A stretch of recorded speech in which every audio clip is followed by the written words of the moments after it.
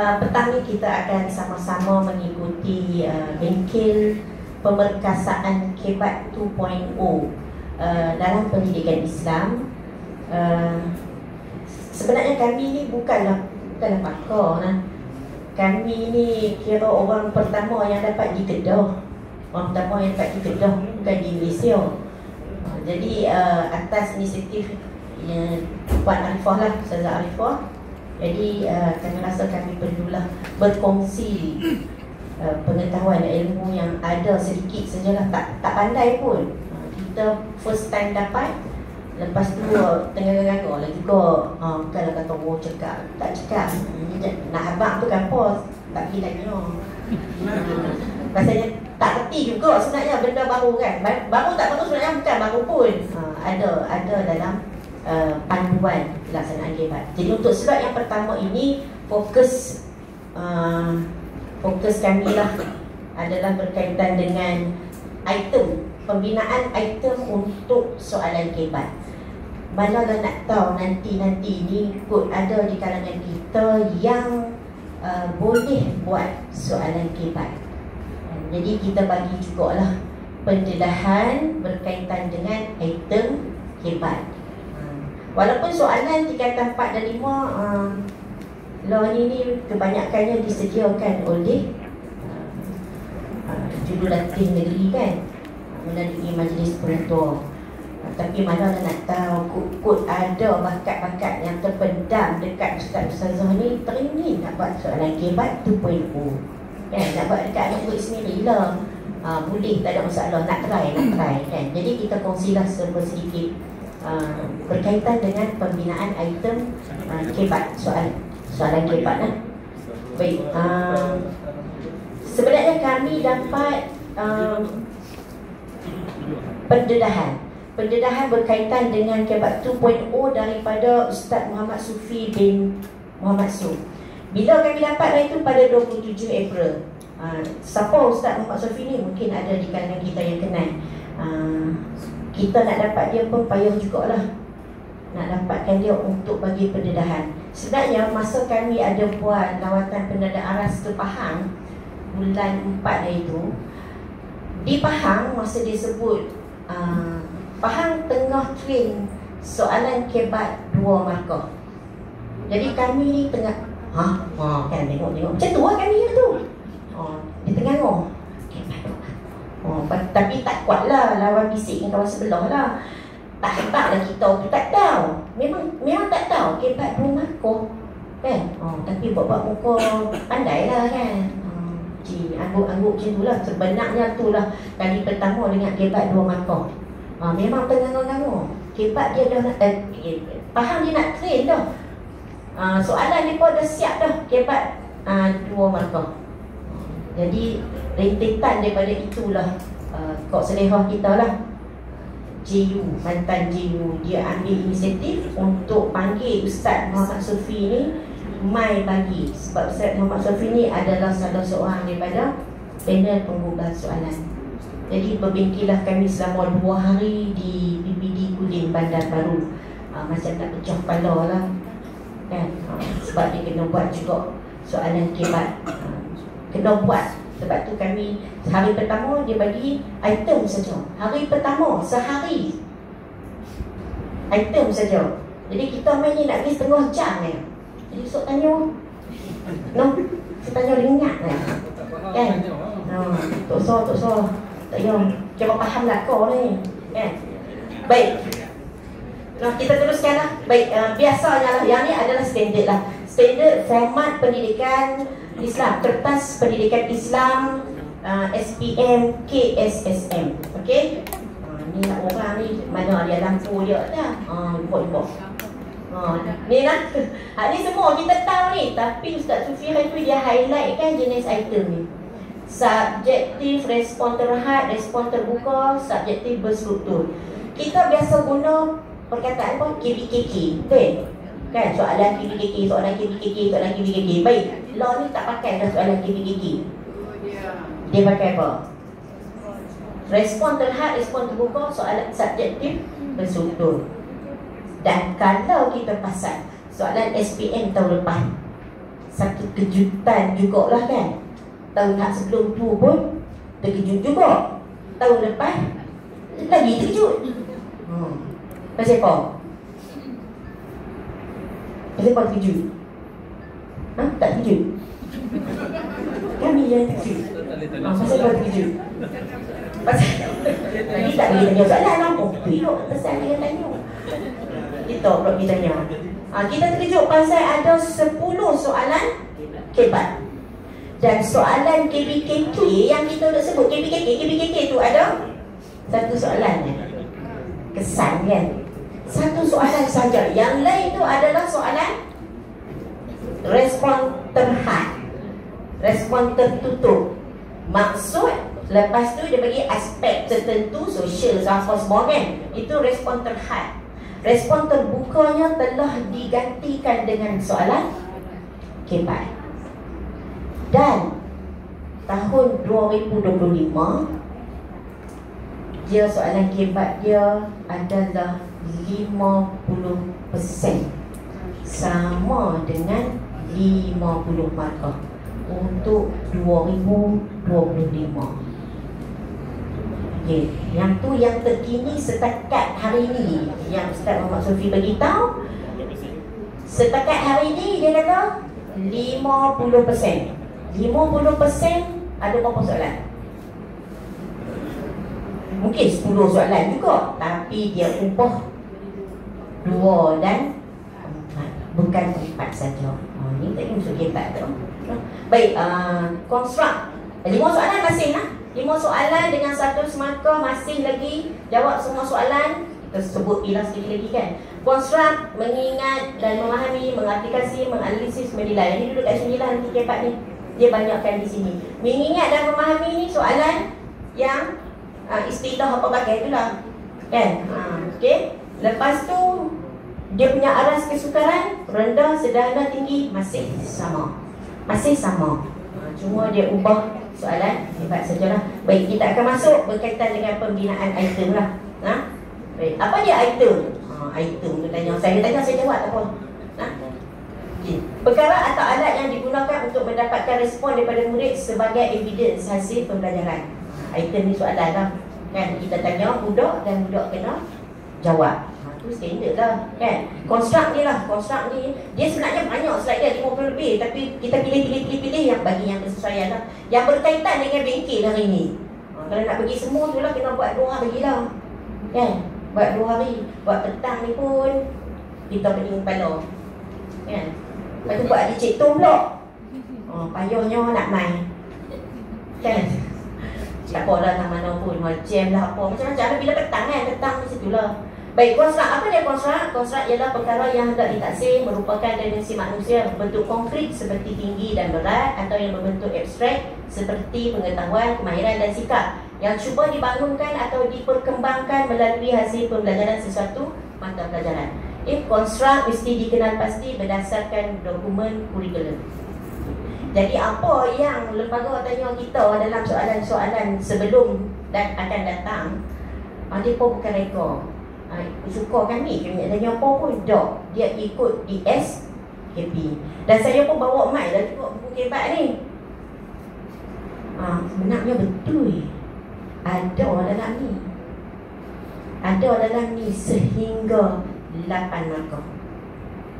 Jadi kita tunggu sajalah 8 markah tu nak jadi kenyataan bila. Tak boleh kata orang kat Ipoh, mana ada orang kita ni. Masa ada tengok 2013. Jangan kata ustaz kita tahu saya buku pendek kat bilik ni tu. Pasal apa kita nak kena bentang lagi. Tu pun tak ada buka lagi. Ambil tengok Allah mak 2013. Maknanya kita dah yang tak ada. Kan? Awak lah lembaga ni dia ubah ni. Biarlah sama je kan. Kita nak marah betul lah. Bila tengok soalan, tengok budak majau, budak berdewan. Kita bengang, dia ubah, dia tak ubah apa-apa pun. Sebenarnya semua ada dalam panduan yang telah diberikan. Cuma kita tak alert dah dengan benda-benda yang diberikan oleh kementerian. Memang ada pun dalam ni. Kena bersedia lah. Ni kita baru nak pergi ke 6 markah lah. 2 dengan 4 kan. Tak lagi lah. Baik. Yang ni konstruk yang pertama, mengingat dan memahami ni tak ada masalah lah. Dia ada pada soalan, respon terhad lah, istilah lah, rukun lah, apa lagi, soalan jelaskan kan. Dia duduk dekat situ banyak. Yang ni, okay? Konstruk yang kedua, kemahiran mengaplikasi. Yang ni lah yang telah dimasukkan dalam soalan KPAT. Mengukur sejauh mana murid berupaya melakukan sesuatu selepas melalui proses pembelajaran. Okay, kebolehan kognitif dalam menggunakan prinsip dan generalisasi tentang sesuatu masalah dalam situasi yang baru.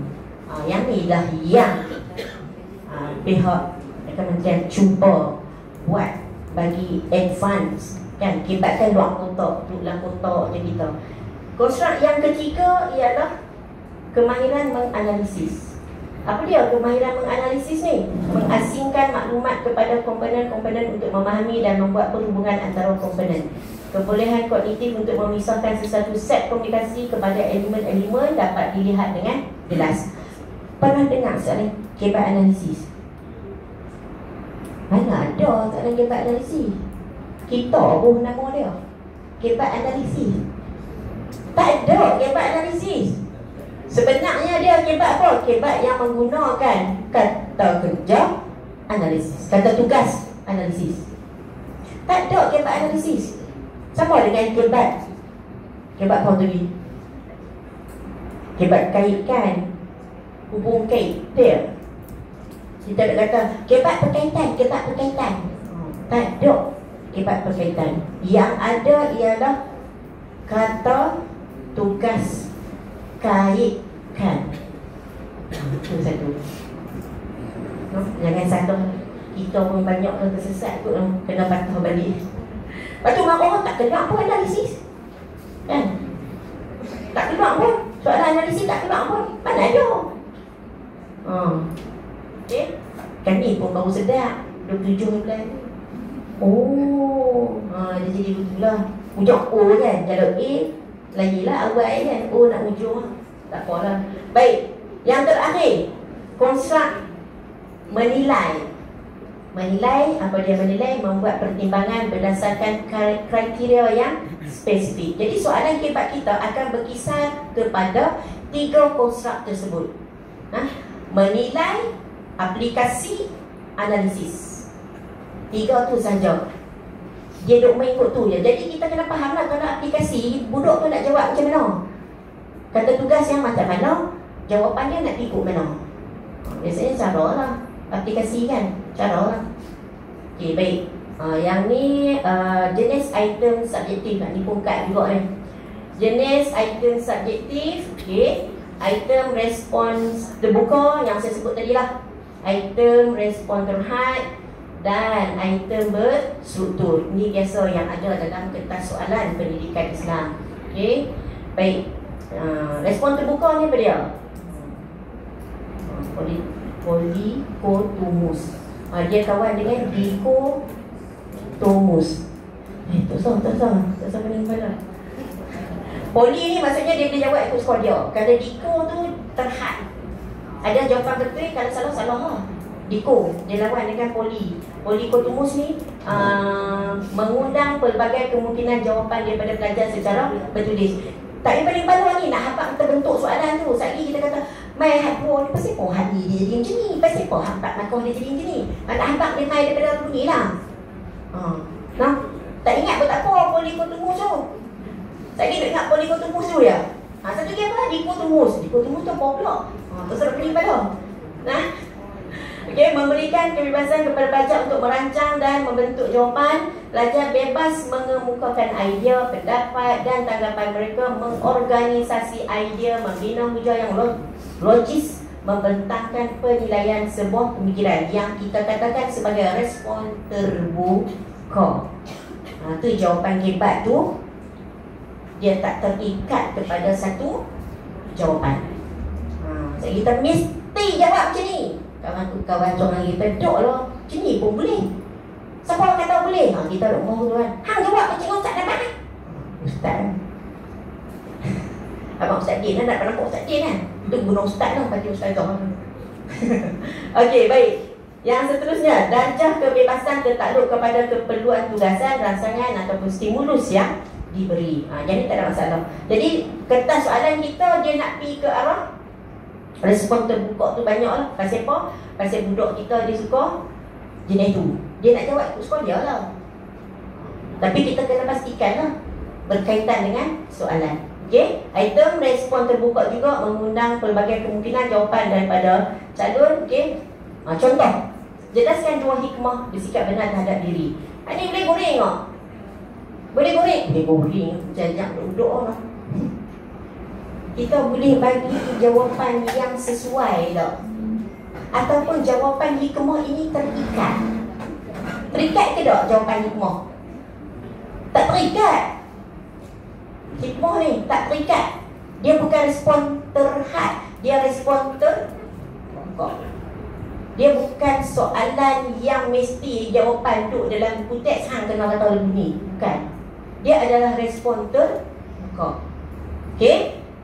Terangkan kesan perkahwinan yang tidak mengikut undang-undang Islam. Kesan terbuka ke terhad? Terbuka lah.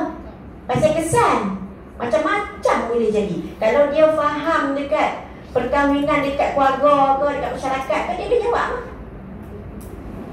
lah. Tu kata respon terbuka. Huraikan bagaimana anda mencontohi kesungguhan Imam Abu Hanifah rahimahullah dalam menuntut ilmu. Bagaimana anda mencontohi? Terbuka ke terhad? Terbuka. Ikut sukalah dia nak ambil yang mana satu yang dia ingat. Kita sakit, oh tak boleh, kena macam ni, Tidaklah, respon terbuka tu dia lebih luas jawapannya. Okey, baik. Yang kedua, ni yang payah ni, item respon terhad. Item respon terhad ni macam ni lah, berkecenderungan menghadkan bentuk dan respon pelajar. Yang ni yang kita kata soalan maut ni kan, kalau keluar aspek sosial maka sosial lah, jawab politik habis. Kalau keluar politik kita jawab masyarakat habis. Tanya negara jawab masyarakat habis. Dia terhad. Terhad. Okey, bentuk respon biasanya dihadkan melalui skop yang disoal dan makrah yang diperuntukkan. Ini standard lah, biasalah.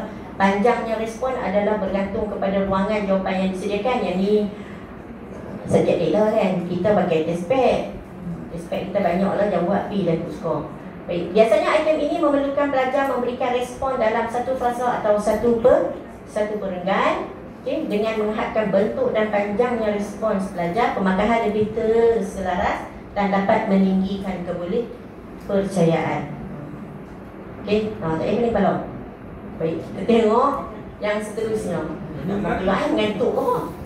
Contoh item respon terhad. Tu ngantuk dah ustaz tu dia nak tanya. Dia nak tanya soalan tu. Diam. Tadi saya tengok je. Okey, baik. Item respon terhad lah, menghadkan bentuk dan respon belajar melalui skop yang disoal. Ni nak bagi mengantuk dulu pasal saat ni slot 3 lagi. Kan ni pula yang tidur. Hak ni kita pergi depan duduk santai-santai.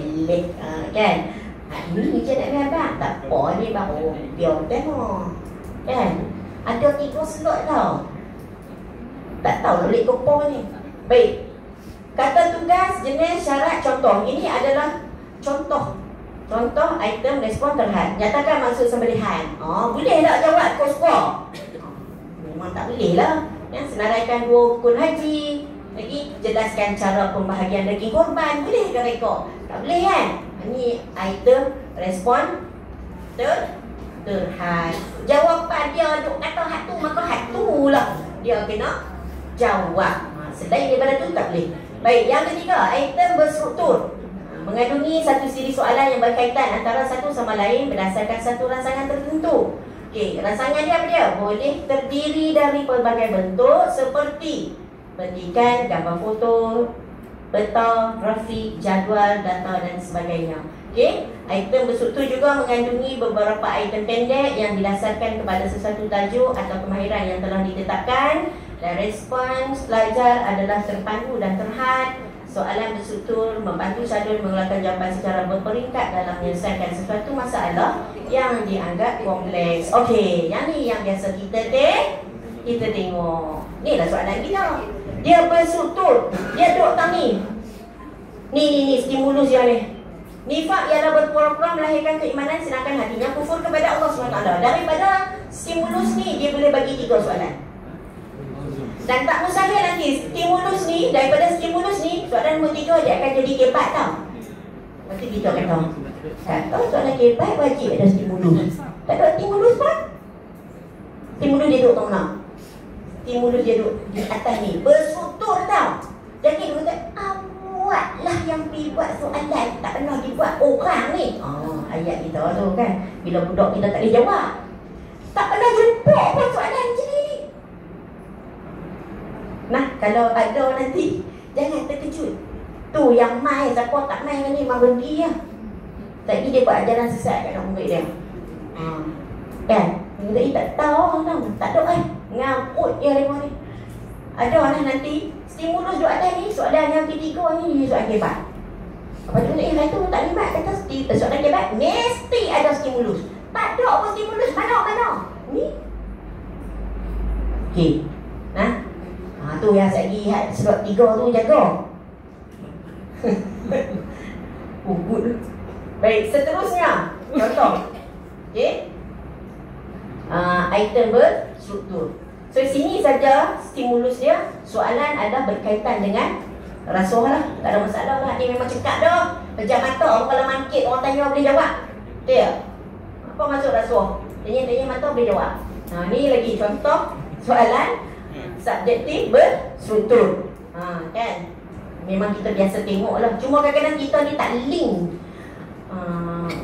Dia nak tanya apa lah. Kalau perasan SPM tahun lepas, soalan nombor 4 lupa lah apa. Barang yang lalu jangan dikenang kan. Tak ingat lah soalan paksi. Soalan paksi A, dia tanya bukan A, C nombor 1 kan. Satu roman dia tanya pasal kerajaan apa? Kerajaan apa? Umayyah kan? Betul tak? Soalan nombor 2 dia tanya pasal Abbasiyah kan? Soal marah kan? Tak pernah dibawa orang. Bagi satu kerajaan sudahlah. Tu yang budak dia jawab aku. Soalan dia jawapan dia pun kalau tengok ni Malaysia petas dah kan. Tapi tak ada petas. Dia orang tanya macam-macam. Kalau kita boleh petas, kita akan tengok sayang jawapan betul tapi tak kena dengan tajuk. Jawapan betul tapi tak kena dengan tajuk. Pasal apa? Pasal kita dua anak dah 4A, B. Kan? Soalan 1 yang ada C. Ya. 1A, B, C. C tu confirm tajwid. Kemai kita. Tak mustahil nanti dia ubah. Sebab tak ada satu peraturan yang kata soalan 1 mesti dilawah Quran. Jadi kita mahu sekolah apa? Kan? Sebab marah semua kita macam marah kan. Yang ni lah yang paling kecil orang tak nampak sengit lah. Tak cari awak dia sengit kat luar ni tak nampak. Ni kata tugas kan. Kalau ikut buku panduan kebat ni dia ada 80 lebih kot. Tengok tak salah. 80 lebih kata tugas yang boleh digunakan dalam membentuk membina item untuk soalan kebat. 80 lebih. Kita boleh bisa apa? Bagaimanakah hujah apa kita? Hak kita bisa lah, hak kita bisa. Dekat Islam, huraikan pendapat anda, hujah anda, bagaimana ramalkan. Tu dia abang kat budak tu. Sebenarnya berlambak tau. Okay, apa dia kata tugas? Kata kerja yang digunakan dalam sesuatu item, khususnya item subjektif, berfungsi untuk menjelaskan bentuk respon yang perlu diberikan murid. Okay, kenapa kata tugas ni penting? Yang pertama, nak menunjukkan hasrat item yang dibina. Nak tanya apa soalan ni sebenarnya. Okay. Yang kedua, membantu murid memberikan respon supaya tidak memberikan respon yang tidak berkaitan. Okay. Menunjukkan kerencaman ataupun kepelbagaian tugas, mengawal respon murid agar tidak membawa masa, memandu pembinaan peraturan pemakahan, membolehkan kepelbagaian cara penyoalan, menunjukkan aras kesukaran item. Okay, contoh, nyatakan, jelaskan, bincangkan, huraikan. Tapi dalam pendidikan Islam, ni bincangkan tak ada lah. Bincangkan tak guna dalam pendidikan Islam. Pasal apa?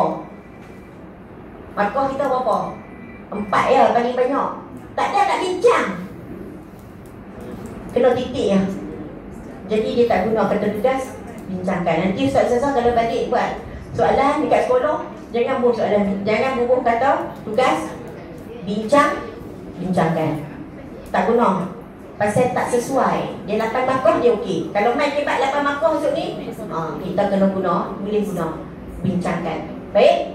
Terdapat perbezaan cara memberikan bagi setiap kata tugas tersebut dan juga pemberian markah bagi kata tugas nyatakan lebih rendah daripada markah terangkan atau huraikan. Hal ini faham dah kan?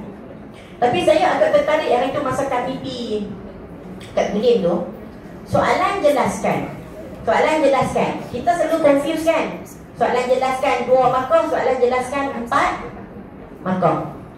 Betul tak? Ada kata bubuh 4 ke 5 patah perkataan soalan jelaskan. Tak ada guna. Okey, contoh. Soalan dia nak pi mana?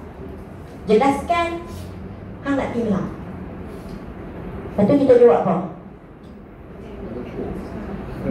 Pi Kuala Lumpur. Jawapan tu jelas ke tak? Jelas tak? Tak jelas. Pi Kuala Lumpur buat apa? Dia soalan dia simple je. Sebab kami pun tak faham lah kan? Sebab kita ada buat ajaran kita lah 4 ke 5 patah katan. Kalau korang kan 7 ke 8, 9, 10, 11, 12 kita buat bangun kat blok kita. Betul tak? Kalau nyatakan 3 keadaan. 3 keadaan dia pedih kan? Saya nak pergi kedai, masih belum memenuhi kata tugas, jelaskan. Saya nak pergi kedai beli alat tulis, baru betul 1 markah. Saya nak pergi kedai beli alat tulis sebab nak periksa minggu depan. Satu 4 markah, 2 markah lah maksudnya kan? Kalau dia minta 2, jelaskan kan? 2 isi, 2 poin jelaskan. Maksudnya yang kita kata jelaskan sama dengan terangkan tu, betul lah. Ada huraian bagi jelas. Kalau jelaskan saja yang 2 markah, dia tak bagi kuantiti, bilangan dia tak bagi, tapi hujung markah dia 2. Nak jawab ke mana tu? Kena bagi clear. Anak bina pergi kedai, jelas ni? Tak jelas ni.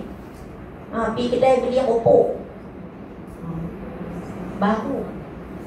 Jadi ayat Kedah betul lah Ustazah. Pergi kedai beli opok 4. Tu ayat Kedah kan? Kita kena tengok tajuk kita lah. Ni contoh nak bagi faham kata tugas, jelaskan. Yang memang sangat-sangat menjadi kekeliruan di kalangan kita lah.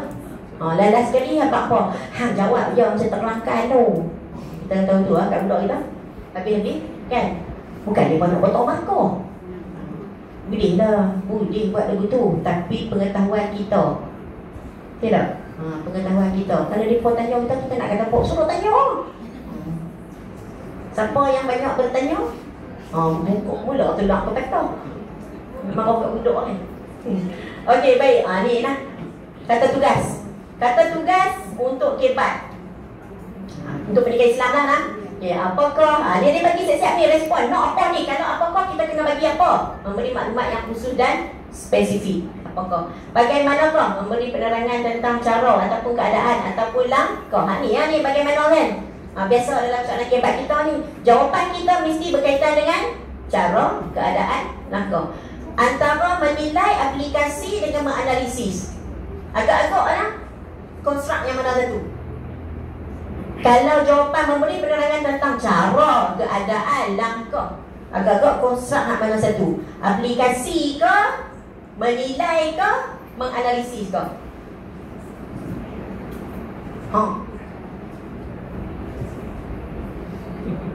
Yang tak ditanya Ustaz Sadah kan? Saya boleh tanya kan? Kan tadi konstruk ada 3 kan?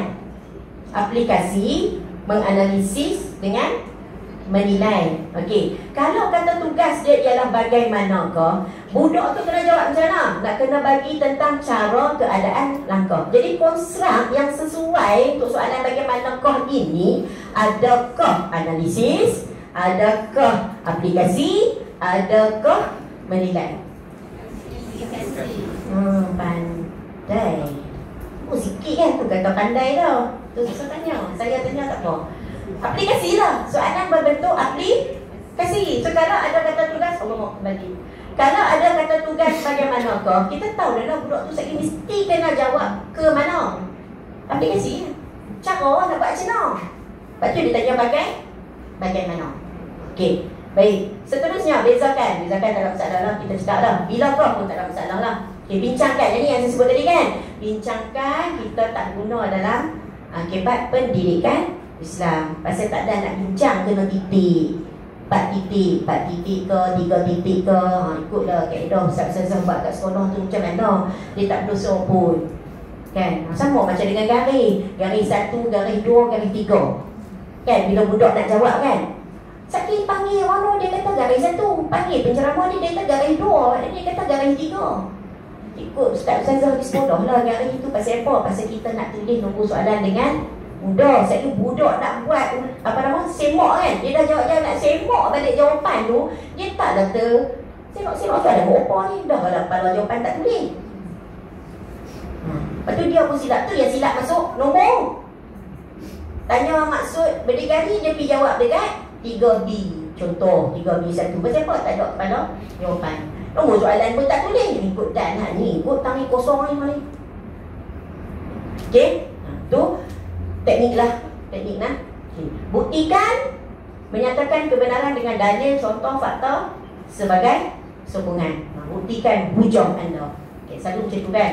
Cadang lah. Hak ni yang payah kat ni, memberi pandangan ataupun idea ataupun pendapat dengan mempertimbangkan perkara positif atau negatif. Jadi kena tengok stimulus lah. Kan? Budak kita cukup takut ni. Cukup takut dekat mana buktikan, cadangkan. Tak tahu pasal apa, pasal stimulus dia tak kenal. Stimulus positif ataupun stimulus negatif. Jadi tak tahu nak jawab ke mana. Ni kena train lah. Pasal soalan cepat banyak. Banyak rugi. Nah, di manakah? Huraikan, okay? Hubung kaitkan. Ini pun saya sebut dah tadi kan. Hubung kaitkan, menceritakan sesuatu dengan panjang lebar ataupun terperinci. Dulu orang kata soalan hubung kait ni duduk kat jalan outdoor kan. Ar-Raqib dengan CCTV, Al-Syahid dengan apa? Habis? Beliau lah. Lupa lah. Muntakim dengan tsunami kan. Nak kaitkan. Lalu ni dia pergi berkata lah, soalan nombor 5 pun ada hubung kaitkan, soalan nombor 3 pun ada hubung kaitkan. Tapi bukan kebat kaitkan tau, kebat yang menggunakan kata tugas kaitkan. Okey, baik. Seterusnya kemukakan, lengkapkan. Kemukakan, memberi pendapat sama ada menyokong ataupun membangkang. Lengkapkan ni tak ada masalah lah. Okey. Banyaklah kalau nak tengok ni. Ada gini, manakah, mengapakah. Mengapakah beri sebab lah. Nyatakan. Direct sajalah. Padankan, tak ada masalah. Pilih, terangkan dan jelaskan. Nak tadi lah ni, hak kita buat ni jelaskan. Memberi penerangan tentang sesuatu yang mudah difahami. Okey. Tu kata tugas yang ada. Sebahagian, kalau tengok dalam buku ni ada 80 lebih. Jadi tak mustahil. Dia boleh guna apa sahaja yang ada dalam panduan yang telah diberikan kepada kita. Jadi kita kena bersedia. Balik pi lah, buka pi lah kan. Duduk dalam bilik pengetua ni, pen berabuk. Kita lah guna kan, orang lain tak guna, kita guna. Pasal apa? Pasal kita ni nak kata Evan lah kot kan. Kebat kita tu dia pelbagai lah, sesuai dengan respon calon. Itulah yang dimaklumkan oleh Ustaz Muhammad Sufi. Kenapa? Saya tanya dulu sebelum Ustaz Zazah tanya. Pasal apa? Kan sebab tadi tanya kan? Saya tanya, pasal apa? Kita selalu kata, dia buat macam ni, Pak Doh. Kan macam tadi, pasal apa? Awak berubah, kan? Dah jawapan lah. Kita selalu kan, kita selalu kata betul kan. Awak pasal apa berubah? Pasal apa tak sama orang tahun lepas? Kita tak boleh nak dapat satu trend soalan pendidikan Islam tu. Kalau dulu analisis kita mesti tepat analisis soalan pula tajuk tu kan. Mesti tepatnya, mesti dapatnya lah. A plus menyengit. Kan? Oh, syok ah. Tahun lepas tu tengok tajuk Alhamdulillah, tajuk. Tengok soalan. Lah. Kan? Tu ya. Pasal apa jadi guru? Pasal apa jadi guru? Kan? Kita tak takut pun. Awak lah yang berlambak sangat soalan kebat tu. Pasal dia bergantung kepada jawapan calon sebelum itu. Bukan semua calon boleh jawab. Macam sekolah SPP kan?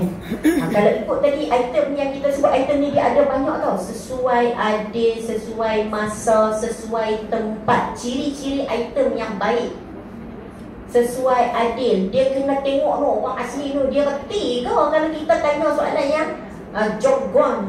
Jargon tu bahasa bombastik lah. Tak sesuai. Jadi kita yang kata apa tanya soalan lembaga dan mereka penggubah tu dia ambil kira syarat-syarat nak buat item tu mesti memenuhi akur lah. Kena akur dengan syarat-syarat tadi lah. Tu sikit lah tu. Tu yang kata pergi 2 hari ni nak main buat tengah jam. Boleh tak? Boleh tak Ustaz Tazam? Boleh tak?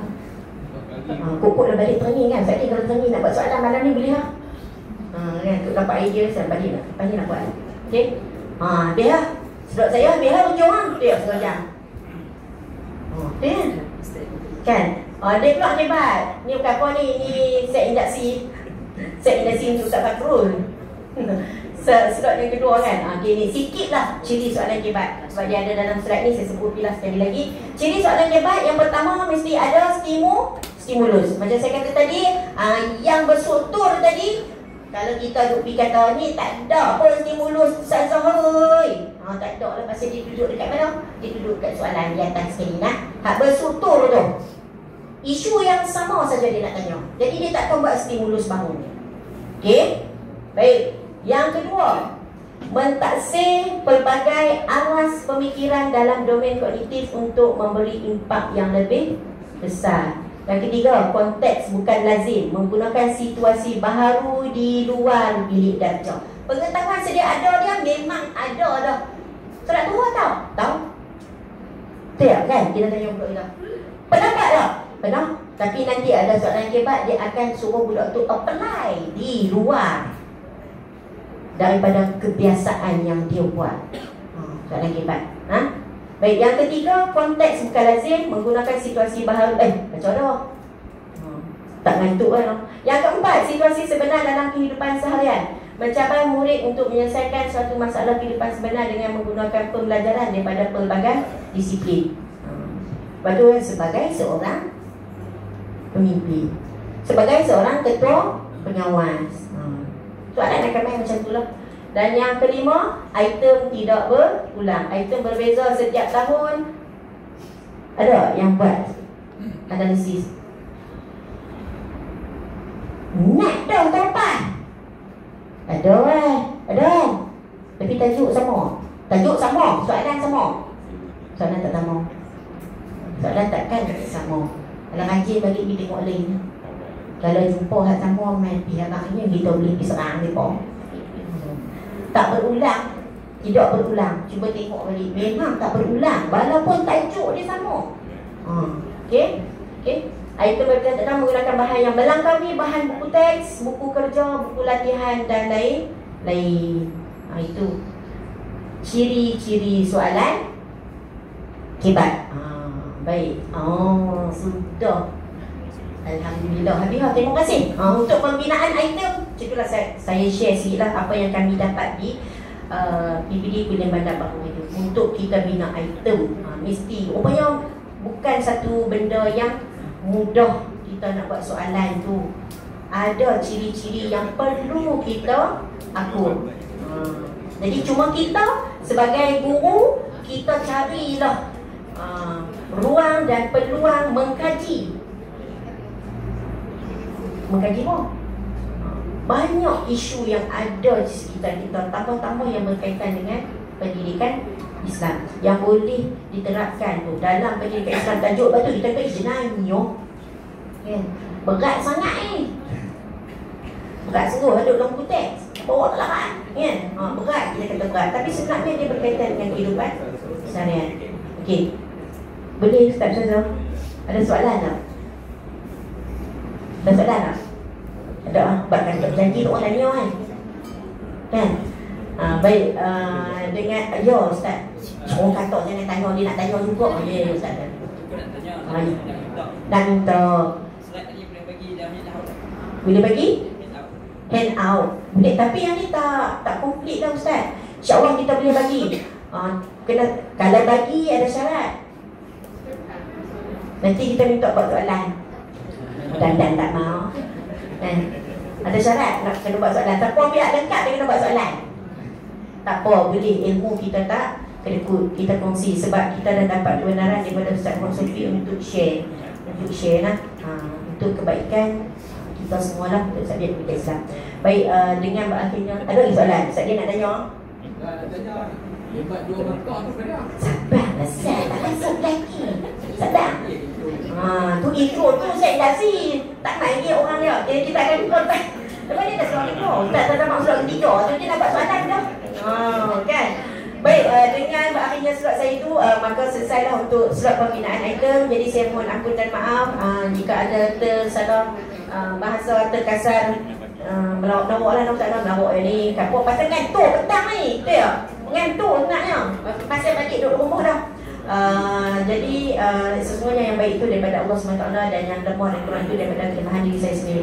Baik, saya mengalurkan kedatangan Ustaz Asrul Nizam dari unit penyelidikan kan, JPM dengan segala hormatnya dipersilakan Ustaz Asrul.